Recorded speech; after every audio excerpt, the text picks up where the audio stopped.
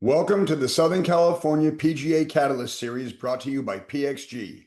Get ready to transform your game. With PXG, you'll experience quality and innovative technologies that produce real, measurable results on the golf course.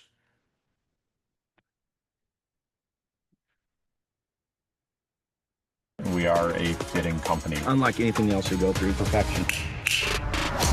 We approach everything with the idea that it's going to be fit. Just maximum customization. All I need you to tell me is, does it look the way I want it to? Does it feel good? There's so much work that goes on behind the scenes. That's really where PXG stands out. Go farther, be more forgiving, and make it 100% right for you. That's the experience we're all looking for. It's just fun. You need to go get fit for your golf club.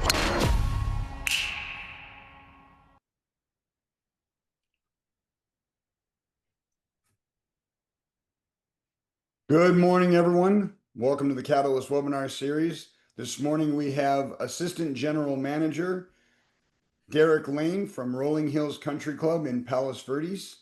Derek is, in my opinion, considered an expert in developing culture and leadership. He has a tenured resume of working at some very high-end clubs. He's been at the Quarry at La Quinta for 14 years, Rancho Santa Fe for 3, Woodland Hills Country Club for 5. Derek, welcome to the Catalyst webinar series. Thank you very much for being here today. Thanks, John. It's great to be here, especially for everyone I know that needs the PDR cycle. So it's going to be a good day.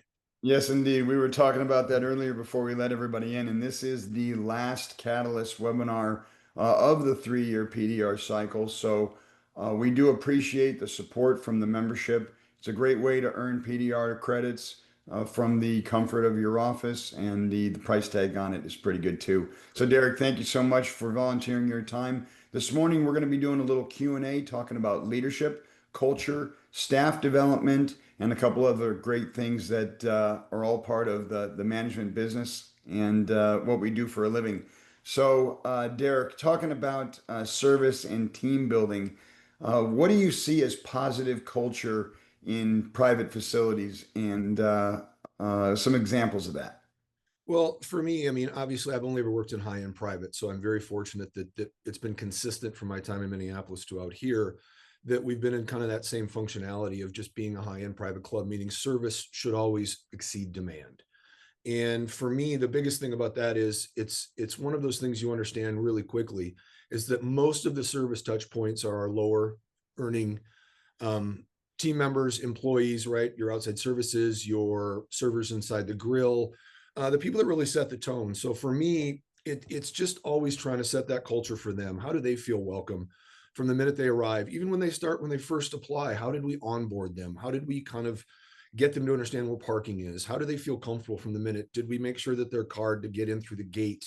Do they need a spare one? Obviously, anything we can to set the day when they're getting here. You know, it's always our goal. It's been my entire life. I've never once gotten up for work and drove into work saying, I don't want to go there. There have been many a days I've wanted to leave early, but I just have never really thought about the process of doing anything else. And we really try to make the team feel the same thing. Like, what are the little things? Employee dining, having breakfast ready early for the early morning guys, especially the superintendent and the agronomy crew.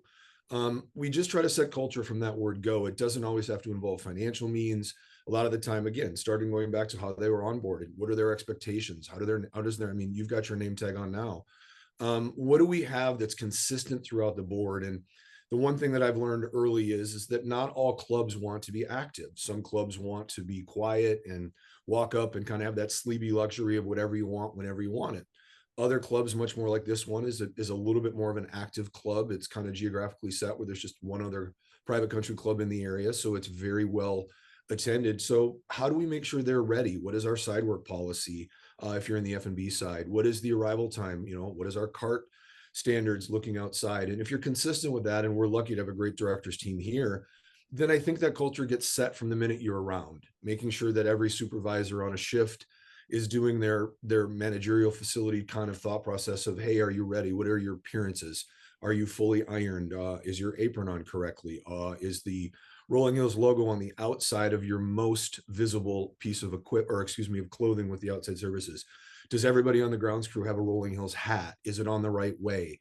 It sounds a little bit stuffy, and I promise it's not. It's just setting the standard and the expectations of what we want the members to see. And so for me, I say it all the time.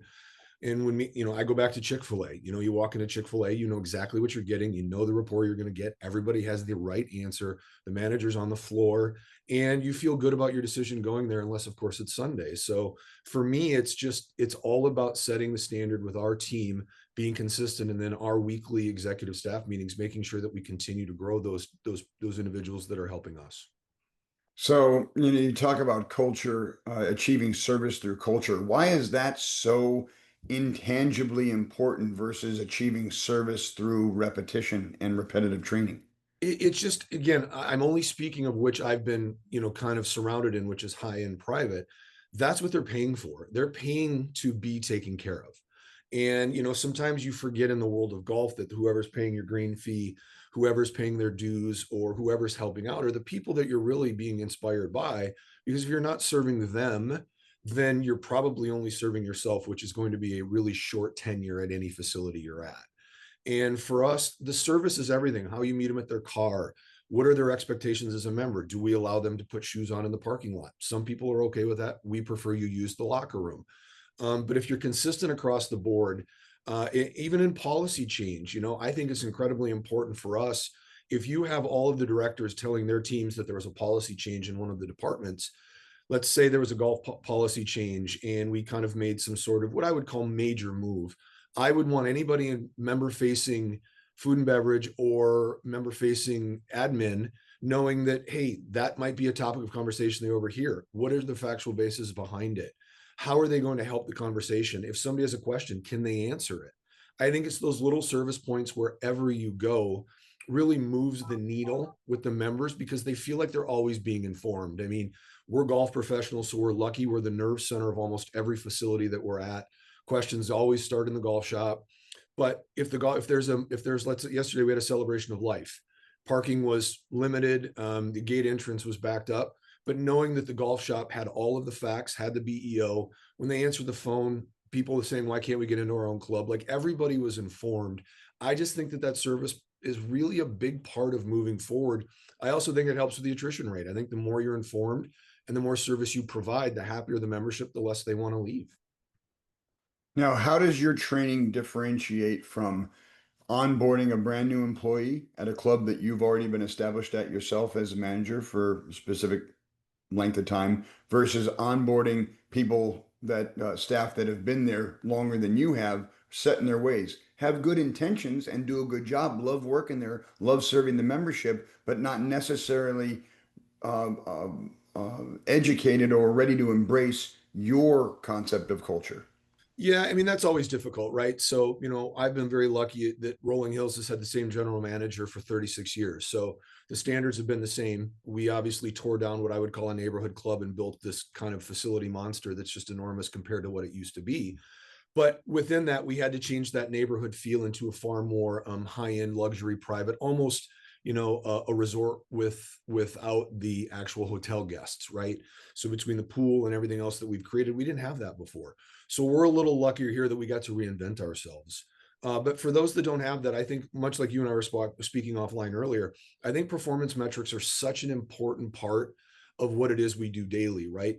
A lot of time new blood infusion is a positive, but there will be times where it's not. Every club has that group of individuals that have been together for the better part of a decade that kind of stay. They have the same schedule. They don't like what we would call interlopers. Here on the coast, we would call them, the surf guys, right? You go surf their spot, they're going to kick your rearview mirror in. They might leave a note on your car. It's not always easy to break in to those types of groups, but I think proper onboarding from the start, having a good knowledge of human resources, kind of understanding California state law, how you bring people in, having checklists. We do a great job. We onboard 3 times a week. I'm really proud of our human resources team. We make sure that everything. We know where to park, where to enter, what your limitations are as far as taking things away from property. Like all of those things are addressed up front. So it breaks kind of through that first barrier of kind of teamwork. The second one, that's a lot harder, right? It's harder to get in. So performance metrics, mid-year reviews, sticking to job descriptions, reiterating what people were hired for, following through. It's the old Ronald Reagan trust but verify that we all love to use so much. but it's really important. And our job as managers and supervisors has changed immensely because this computer thing, the thing we're on right now, right? We're in our office more. We're not member facing as much.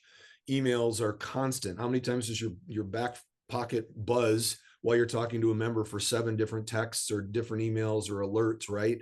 So that's where I really think that the team and we meet once a week in executive staff. We meet every other week as far as directors. We try to keep that communication amongst our team the same. And I think there's a huge win in that, because if the expectations are met and followed through, I think the performance metrics really allow people to come in and come out and feel as though everybody is on the same team. And, you really do have to use corrective action forms if it gets further than that. You've got to, and as we were talking earlier, they're not nefarious. I think corrective action forms are one of the big, powerful tools that are truly underutilized. They're things that have to be met. And if you follow through, there's a better chance of tips. There's a better chance of wage increase. There's a better chance of betterment if you're helping people and realize that constructive criticism is not a negative. And that's not always an easy thing. But I think once you establish a good directors team and you do other things in that capacity, I think you're really going to get more out of it. And I think that's where it starts at the beginning and you build forward.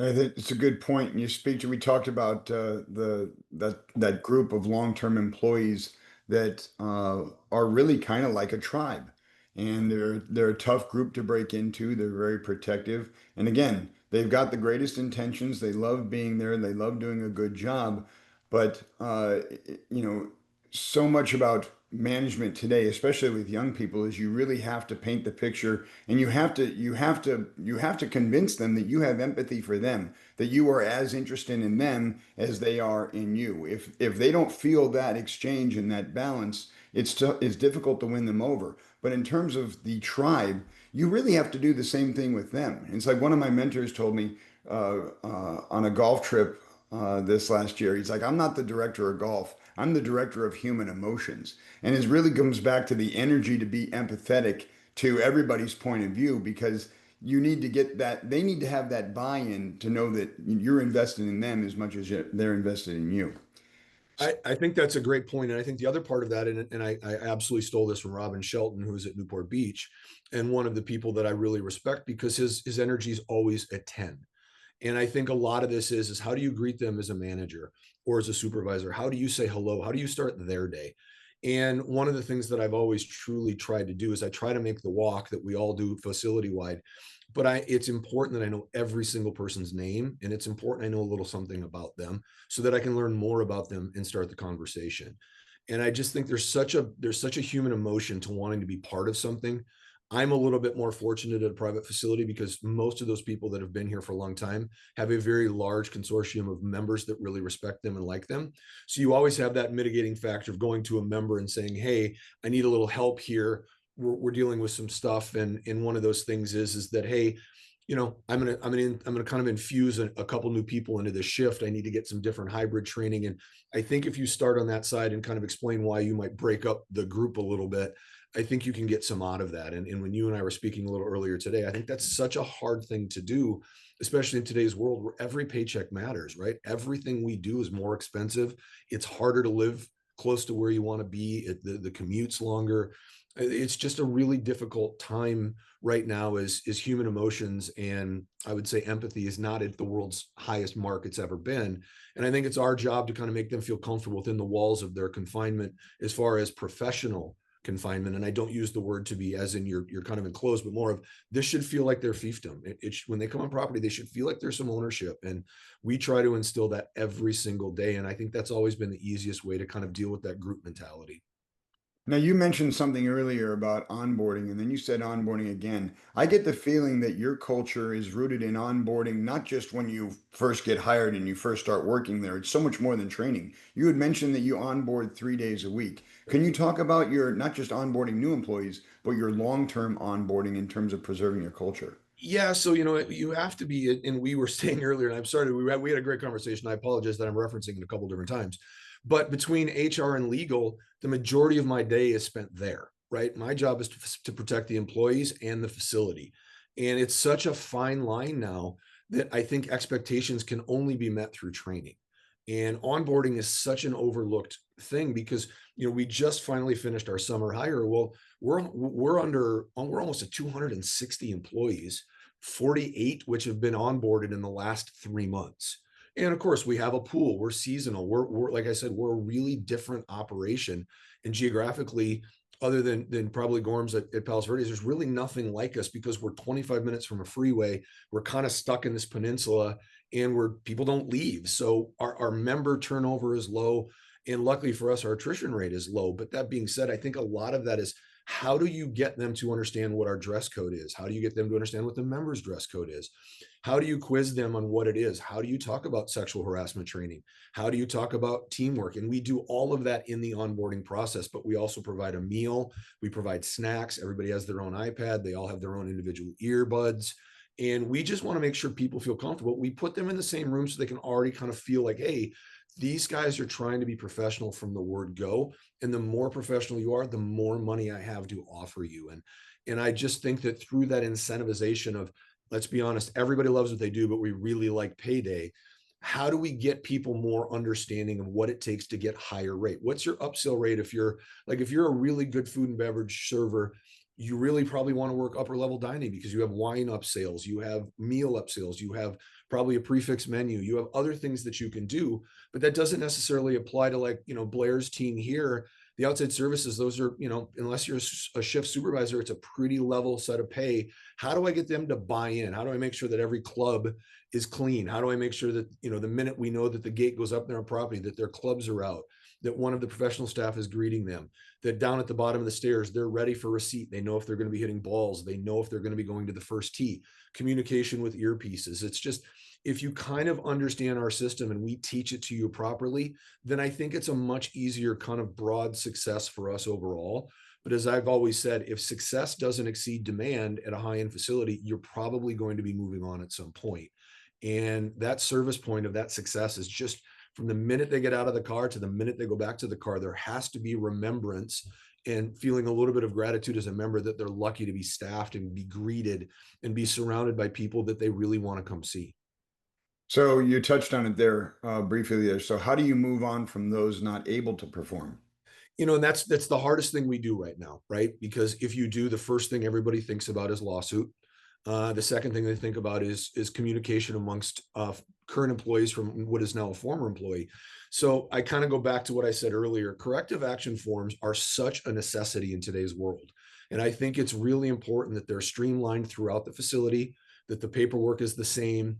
I think that the way you go about it, but I think, again, it goes back to that thought process of, how do I constructively criticize someone in private, but consistently praise them in public, right? Not that same rule has been around for hundreds of years. But I think it's really important to understand that self-control is strength, right? It's so easy to urge yourself to want to get on somebody that forgets to pick up a plate, or, you know, brought the wrong breakfast meat to a meal, or, hey, brought out the wrong bag from a bag room. Mistakes happen, and that's part of life. I think how you react to the mistakes to try and prevent them from being a continuous mistake can only come through private conversations that are documented professionally, have upbeat writing. We actually have our human resource director here kind of instructs any new director or supervisor or manager that would be able to give a corrective action form. They're instructed on how to do it, how you go about it, what terminology you use, how do we keep it positive. And then you start getting into the second and then the final.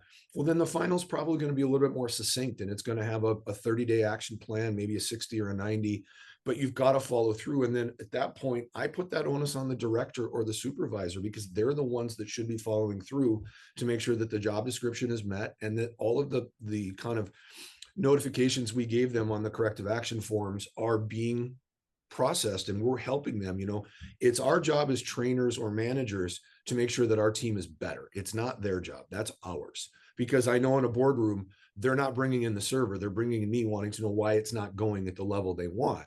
And it's my job to make sure that I give that to all of the people that work with me to understand, what is the board feel? What does the membership feel? What do we feel that's coming our way? What are we hearing?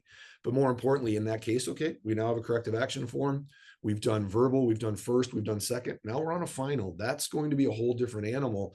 And it's incumbent on us to make sure that we follow through on that. And everybody hates writing corrective action forms. Nobody likes it. It's not a good part of our job. But if you do it on a consistent baseline, it really does level the playing field for all. And what I've found over time is it really kind of accentuates your better employees that might not have been better employees to start. So from onboarding to corrective action, and corrective action is the only way I say it. They're not write-ups. They're not negative docs. They're not PIPs. I don't use those terms.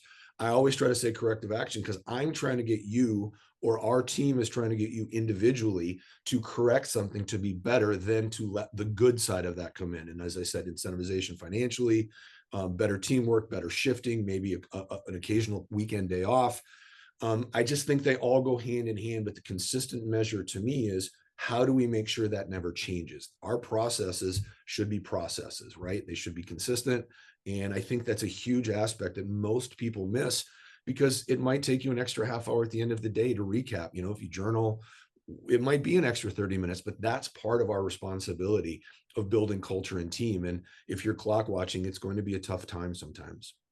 Well, and it's so important to have that documentation for so many reasons. Obviously, you just touched on a lot of the unfortunate negative aspects of that, but you have to have that documentation. Another scenario that comes about when you don't have that documentation and you do try to introduce a corrective action documentation program, it's the end of the world for a lot of employees that aren't used to that. They look at any type of documentation or any type of meeting where there's a paper trail is looked at as negatively. But if you have that culture ingrained and you're using it regularly, even to celebrate in those meetings, it really works twofold. It provides the paper trail you need to document the lineage of the relationship, whether it's positive or negative, and it also allows you to use those things in more of a positive way. When it's just a write-up, so to speak, or a PIP, it's always seen as a negative or the beginning of the end of that employee's tenure there.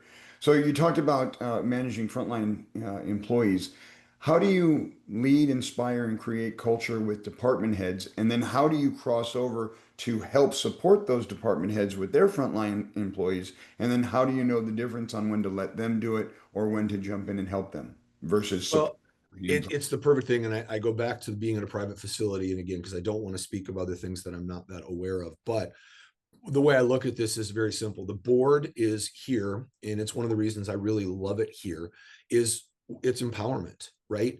So when you have an attrition rate right now, our attrition rate for 2025 is at 4%. So that means obviously people are happy here. We're doing a nice job. Most of those are either going to be seasonal or people that are terming out from a retirement standpoint. So we're in a really good place here. And I think a big part of that is empowerment. And if you've done this right and you've trained correctly and hired professionally, if you're what I'll say dozen team director team isn't empowered, then I'm not sure why you would want to come to work as a director. And what I mean by that, it's I have to know enough to when to ad lib. I have to know enough what my procedures are. And then there should be a community of directors that meet 10 to 15 minutes a day, whether it's weekly. There's got to be some sort of way to kind of get it out, right? And that those frontline workers are the entire reason you succeed or fail. You can find controllers, you can find HR, you can find people that are back of the house admin.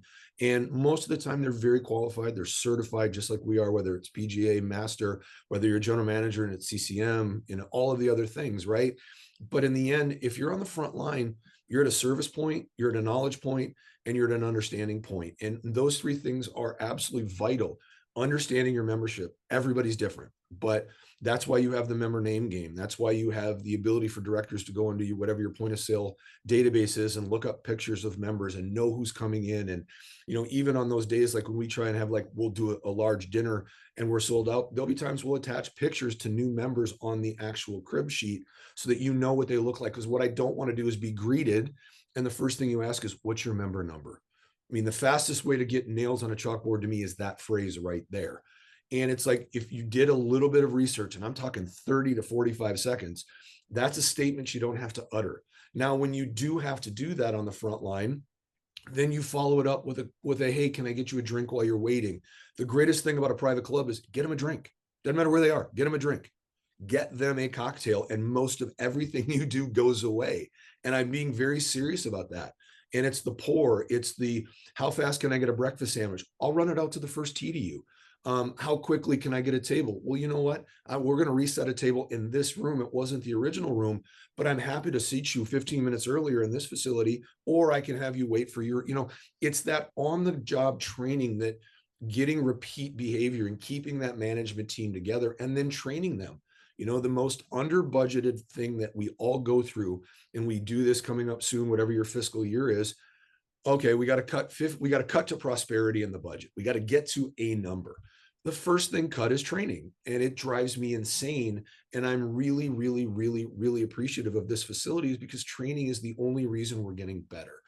And that's a $30,000 to $60,000 hit if you bring everybody in for a one-day, all-day meeting at a facility this large. Like, you've got to start doing that. And then we're really good at giving our directors the ability to trace their CCM. And, here we've got 6 Class A's. Hopefully by the end of next year, we're at 9.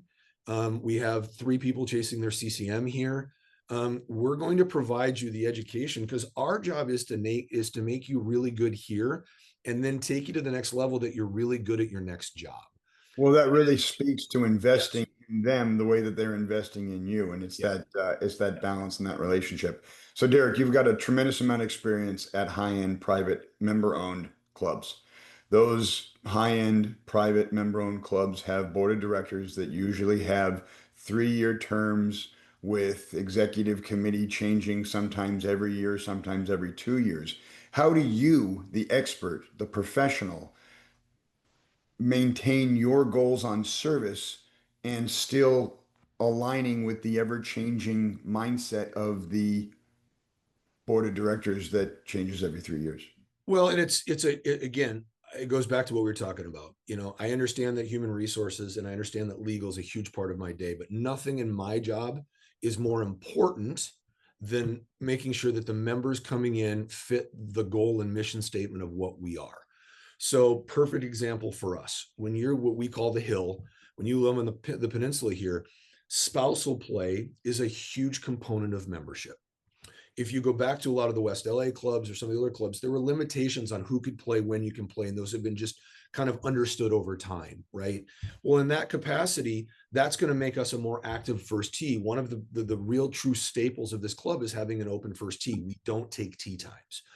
But at a facility that's going to do 40,000 rounds, that can be a really tough ask of Blair and the director of golf and the PGA team. So for us, I think a huge part of that is understanding the management, the board of directors, is getting the right kind of members that understand our goal over time is maybe not to be active. In the operational, the billion-dollar question is, do we want to have a golf club? And I was actually in a long-range planning committee last night. Do we want to have a golf club that gives you a compensation point that you really truly never have a lot of usage at your facility? Or do you want to go the model that has max usage, but it provides you operational efficiency from a financial standpoint? And you got to find out which one you're going to be, right? When I was at the Quarry, the perfect day at the Quarry, when the founder, Bill Moore, was, we didn't want anybody to play. The tee sheet would say 0. That was his overall goal. They would just all go out on the deck and stare at their fiefdom, to use that word again, and say, look how lucky we are to belong here, but don't go play. And they made it to the point where the lockers were half lockers and stuff didn't fit. It's like, it was awkward to play and stay. You played and you left because there were no evening services, right? It was a golf club. Here I am at this facility where you can get here at 6:30 in the morning to work out, and you can leave at 10:30 at night after dinner, and then maybe have a cocktail in the men's or the female grill. And it's like, you just spent 16 hours here, and you use 7 different parts of the club.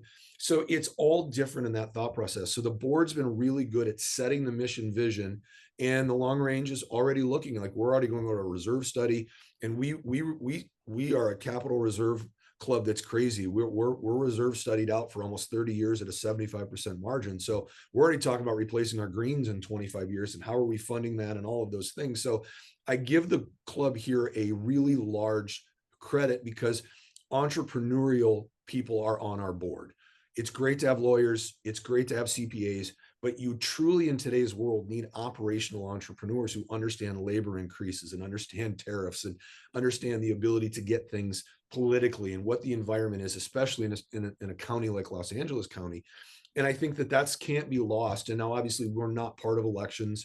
I would never want to be part of campaigning for certain people, but we all know that the biggest downfall in the world can be a rogue member who thinks they want to be a general manager. I mean, I had it at Rancho Santa Fe. That's one of the reasons I felt my employment wasn't where I wanted to be, was I had a member who was a general manager for a period of time. And it's like, now that's a whole different level of understanding and communication. And you kind of almost become fearful to make decisions. If you empowered, going back to the directors and the management team, if you empower your team with the understanding of service above all else, and then they're the ones, like we have what's called a traditions committee. So in order to kind of set the culture in a new facility from the old, if we have, it's the president of the club, myself, and whatever the director of that is. So if you had a dining infraction or if you had a golfing infraction, that manager would be in there. And we just kind of say, hey, here's how we do things at the club. Here's our vision. What you didn't really kind of, it's not cohesive with where we're trying to go. Do you understand why? And we try to explain it in a way where it feels like we're all trying to aspire for the same culture. And I'm a Dale Carnegie guy. I'm a Jack Welch guy. I just believe in hiring really good people. And then how do you maintain them? And the more knowledge you have of the people that are on your board, of the people that are your members, it's just a learning understanding that always take the time to learn more about the people you're trying to take care of, and more importantly, to take care of you. And I think we're really lucky here to kind of build that culture together. That's another good segue into our next question. How do you recruit? How do you build that pipeline for tomorrow, next week, next month, and next year? Well, for me, it's Class A. We here at Rolling Hills, and I don't mean to say sometimes I get a little carried away, but we as a club, or I personally, we have PGA in membership. We have PGA in director of instruction. We have PGA all over the golf shop. We have PGA in managers, in the general manager position with myself at the assistant point here. So there are 4 different areas just right off the top that have PGA golf professionals that are making decisions. And I think that post-COVID, that's incredibly important. And for those that are members of GBN, which is the Golf Business Network, used to be AMF when I first got in it, those listings of Monterey Peninsula and Los Angeles Country Club, 2 of the premier facilities internationally, were covered by golf professionals and hired golf professionals for the 2 of the bigger jobs, in the world. And I think that that's the trend. And it's not a shot at the headhunting firms or the search firms. I just think eventually you become so out of touch with what members want. But if your golf course presentation, service levels, pace, and expectations are all met, the food tastes better. The service feels better. The parking lot looks cleaner. I just think everything always goes back to golf. And, one of the biggest changes here was the men's grill. And what I say by that, when it was originally constructed, it wasn't really a place anybody wanted to spend. So when you were done playing golf, the guys, the lunch crowd, and everybody else kind of were in the same room, and it just, nobody wanted to stay. Are you referring to the old clubhouse? No, the new one, even here, when they built the men's grill, it wasn't really a great layout. It was segmented, and you couldn't really talk because you didn't know who was on the other side of the TVs, and it just wasn't it was very disjointed. But what I'm trying to mean by that is now suddenly it's a wide open room, very much modeled now after the tap room at Pebble. Everybody can see everybody. Conversations are what they are, but there's now a place that after we receive golfers, they have a place to go. We can accentuate their stay. And one of the biggest mistakes most clubs make is, how do you receive golfers off of 18 and where are you steering them to? Most people steer them to their car. It's the last thing I want post golf. I want there to be feedback. I want to be able to go into the men's grill or the ladies' grill. And I want to hear how their day was. I want to know what they want to talk about. It's a great way to talk to your superintendent about what you heard. And hey, tell me about this. I didn't realize this project was going on. Or all of these things come on that front line. And for me, I just think hiring golf professionals that are well-trained, but more importantly, well-mentored.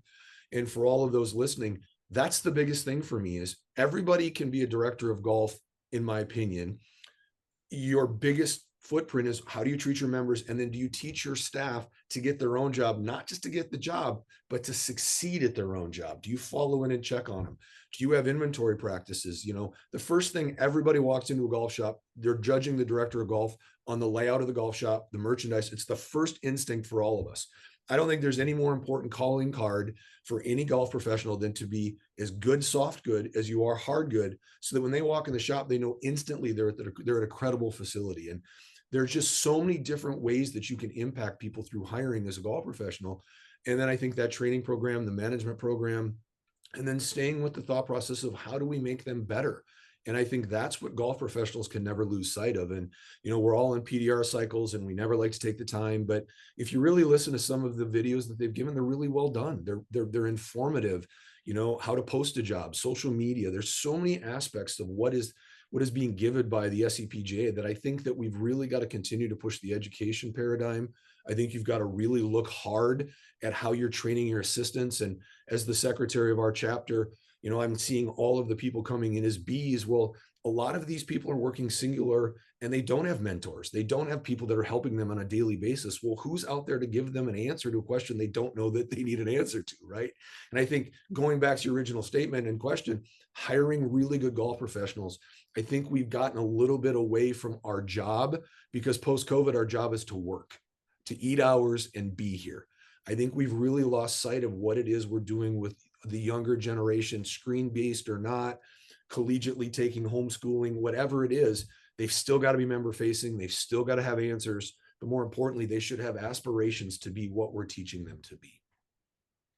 It's an interesting point you make because since the pandemic, it seems that the model for teaching and coaching has really lent itself to preserving a better work-life balance for the golf professional, moving away from just lining up individual lessons one after another and moving into like a group setting and more coaching to make the professional more money and preserve more of their work-life balance. But operationally speaking, since the pandemic, we're working, 10 times as much as we were before. It's much more of a challenge to get that work-life balance going. Now, Derek, you and I have spoke very candidly about governance, about the association, both at the chapter or section level, and the CCMA as well. Can you talk a little bit about how important that peer-to-peer sharing is across not just the PGA but all associations in terms of being better thieves in stealing best practices to make your operation better? Yeah, it's one of the real big things I miss about the desert because our schedules were so synced, right? We were 8 months on, 4 months off. You got to spend a lot of time. We played a lot of golf, but I poached from every single club when I was at the quarry. I poached from every club. There was, I used Kirby Pert when he was the director of golf, the Palms. Nobody was better at working the blacktop and making people laugh and feeling welcome, right? And then you went up to Bighorn and you had just this amazing golf shop with utilization of things that necessarily weren't golf things. I didn't realize you could sell and make really great margins on things that didn't have to do with golf, right? I just think that it's a never ending thought process on how to learn. And every time I go into a golf shop, I try to take something. Somebody's good at something. That's why they were hired. My problem is in today's world, because it's so competitive to get a job, jobs come open well before. And now it's like, you've got to go to a headhunter. You've got to write a 60-page thesis. You've got to brag about yourself. You've got to talk about why you're going to live in this area because the expense might be too high. And it's really no longer interviewing for a director of golf job. You're interviewing for a life and kind of the way you want to live your own. And I guess my thing is what are your boundaries? What are you going after? And I just think I think back all the time, and I became a golf professional because of statistics 2 in college. And I think back of like, if I would have got through stats 2, where would I be? Well, I didn't, and I didn't like that thought process, and I didn't like the road I was going, so I made a change. But the only thing I've ever learned is the minute you stop learning, you're basically going to get lapped quickly. And I'll mention Robin Shelton again, because I really have learned a lot from him on the managerial side. Golf professionals worked his way up. He's got more initials behind his name than the alphabet.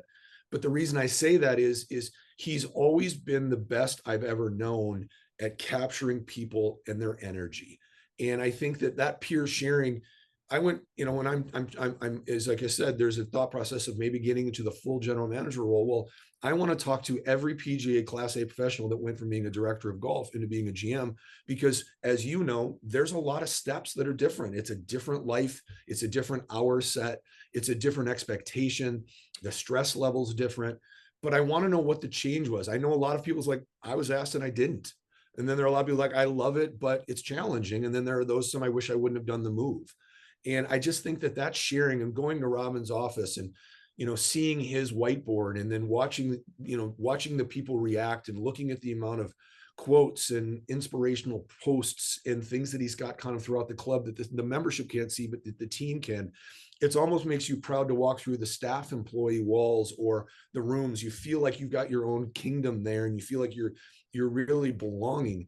I think there's a lot more of that out there, and I wish there was sometimes less meetings and more one-on-one sharings. I would love to go to a room where there's, let's just say we'll call it the private facility. I'd like to take 12 other golf professionals throughout our section and just spend 4 hours in a room when we'll serve lunch and then we'll have a libation at the end. But we talked about what worked for you. I guess I don't understand the piracy in that. I think it should be just a matter of the way we do it. And I grew up in the Midwest, and our only day off was Monday, and we all played. We never had a day off for 4 months because every Monday we played somewhere. But I used to just watch what I called the old guard, and they'd all sit at the same table and they'd all talk about their membership and they'd all tell stories and they'd all give up what's working and, hey, who's here? And it's like, I don't see that anymore. I see people show up. Most of the time they barely eat breakfast. They go off the tee, and then there might be, one beer or one soda, and they're gone. And there's no communication. There's no brotherhood or sisterhood or fraternal feel. And I guess well, you can tell by the color of my hair, I'm old enough where I just believe in the way the PGA was constructed was a lot of verbal peer-to-peer. I mean, if I truly have a question, one of my first calls would probably be to Jamie Mulligan or to Jim Gormley, because they're the closest I have to here. And they've probably experienced it. They're both really good. They've been around for a long time. It goes back to, if you're a lawyer, never start with a blank piece of paper. So if somebody's really good at merchandising, or somebody's great at putting teams through and has, a Bob Ford or Brendan kind of group of people that take pictures because they have 30 people over their careers have gone on to great jobs, I don't think it should be a negative to call them and say, hey, can 10 minutes down the road, can you share with me some of the success points? That should just be intertwined into being a Class A professional, in my opinion. So my son just graduated high school the other night, and the valedictorian got up and gave a speech, and he talked about managing your fear and overcoming your fear. And then we had the summer meeting at Desert Willow on Monday, and we had Jeff Ma, the professional card counter. The movie 21 was based on him, and he talked about the biggest culprit for people not succeeding in their lives and in their endeavors is not managing their fear, not taking action because of fear of a negative action. What's the toughest lesson you've ever learned? Stay off social media. Quite honestly, I mean, it's hard to say, and I don't mean that. And again, it goes back into Gen X, millennial, whatever you want to go into, but the world is not what you think it is. And the older I get, the more I understand, the less I know.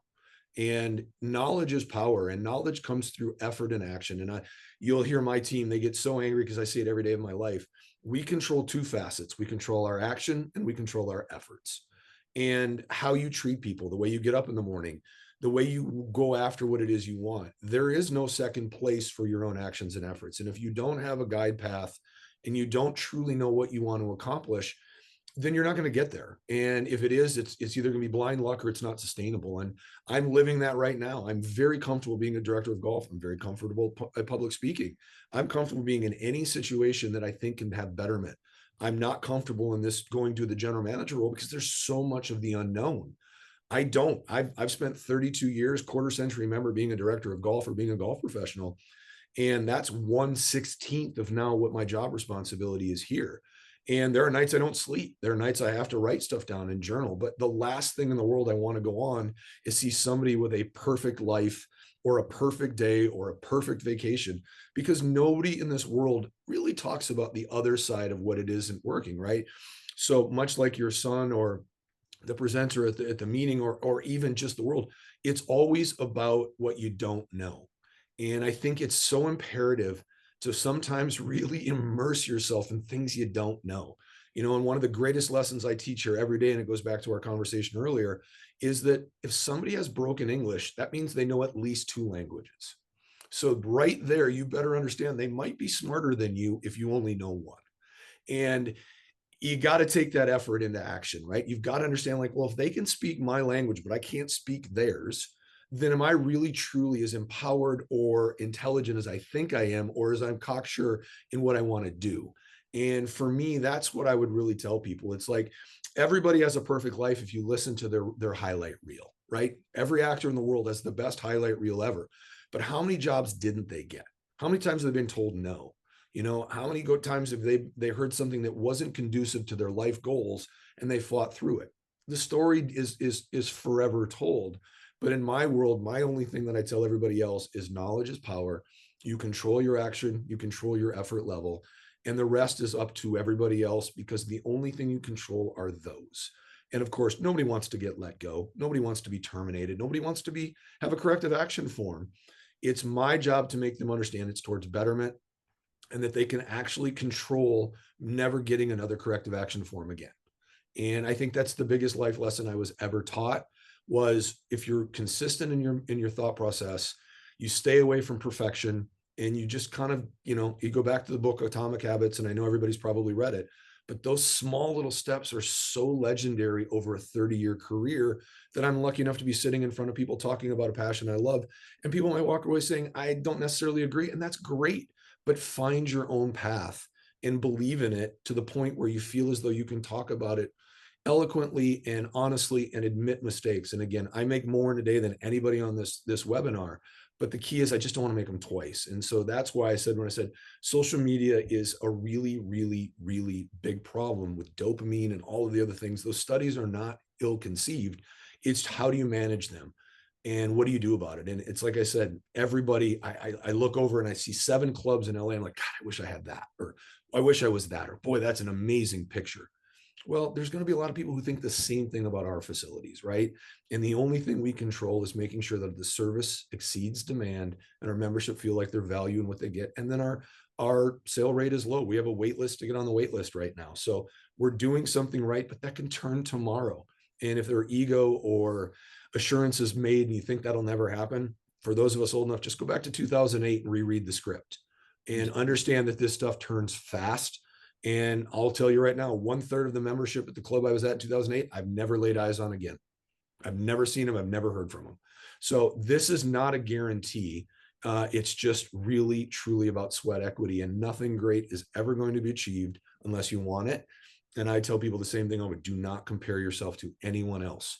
Whether you're not the best golfer or you're not the best merchandiser, you've passed all of the requirements. Just get better than you were yesterday. And I think you'll really, truly understand the beauty of this job. And then hopefully we can have discussions like you and I are trying to have more often about how do we do this? How do we get better? And I just think that's always going to be my path, because individual or not, without your own kind of understanding, you're never truly going to get where you want to be. Exceptional. Thank you so much, Derek. As we approach the end of the hour here, we do have some questions from Great. some of the attendees. David Bronstein, can you elaborate on the importance of vulnerability in leadership? Any success examples to share? Yeah, like I said earlier, I tell my team, I make more mistakes than anybody at this place on one given day.